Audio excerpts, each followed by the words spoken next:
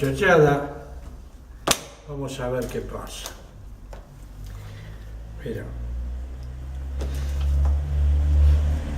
Si algo está muerto, no puede morir. Está claro, ¿no? La obra de Hernán Domínguez Nimo consta de 21 cuentos, con un hilo conductor que es la muerte, o lo más próximo a ella. Cada una de estas historias es original y totalmente diferenciada una de otras. Esto habla de la creatividad de Hernán. Él nos propone 21 espacios, tiempo y personajes únicos, irrepetibles, sorprendiéndonos gratamente más a los que sabemos del trabajo que esto implica. Ahora, tengo la sensación que Domínguez Nimo es un Drácula de sí mismo. Escribe sus cuentos para realimentarse, reciclándose de continuo. Logró lo imposible, ser totalmente independiente.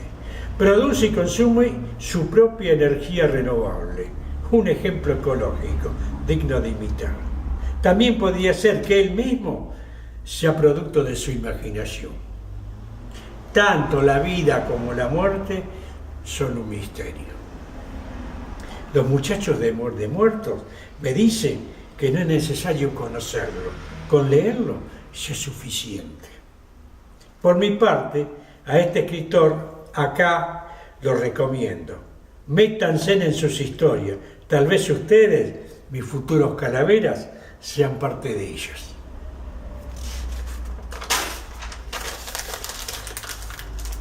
Algunas frases sobre el tema. La primera para Hernán.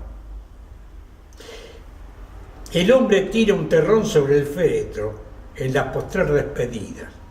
Los restos de tierra húmeda entre los dedos y bajo las uñas se evanecen.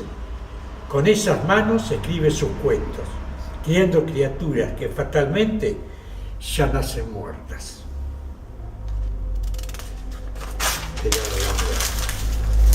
Está muerto.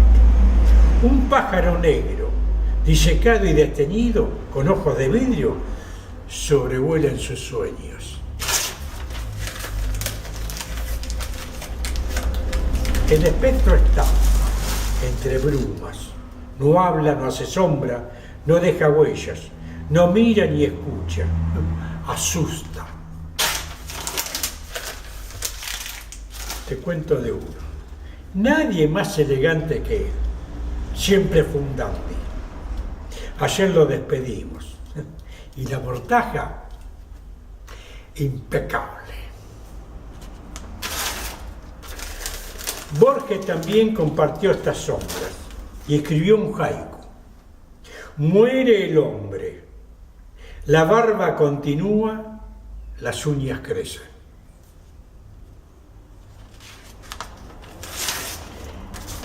Les voy a contar una anécdota de un amigo.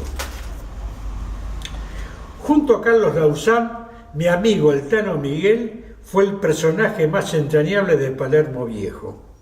Con largos intervalos nos hablábamos por teléfono o yo iba a su casa a visitarlo, hasta hace un par de años en que se nos fue para siempre, siguiendo el camino de Carlos. Hablar de las tropelías de estos muchachos y sería para largo, no terminaríamos nunca.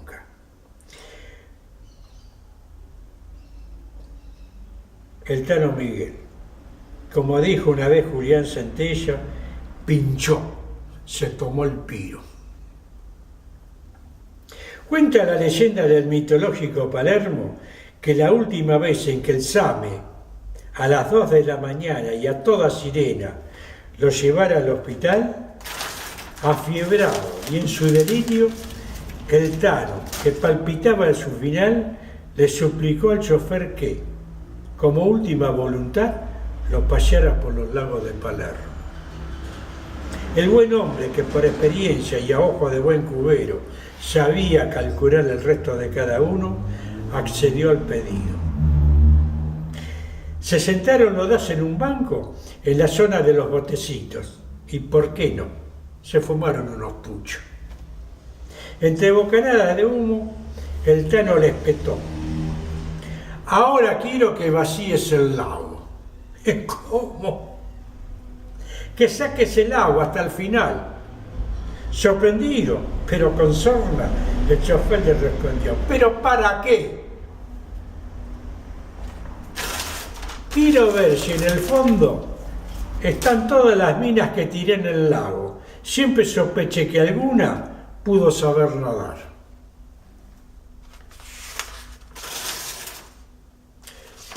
Como pueden ver, no toda muerte es trágica o borrosa.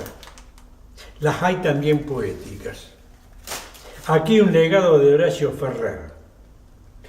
Moriré en Buenos Aires, será de madrugada.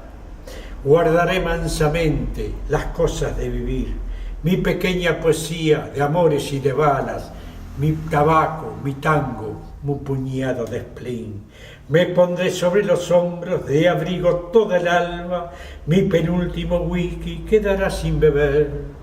Llegará tangamente mi muerte enamorada, yo estaré muerto en punto cuando sean las 6, cuando sean las 6.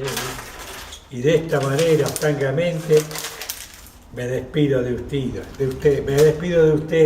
mis queridos esqueletos. Chao. Y este también lo quiero ver.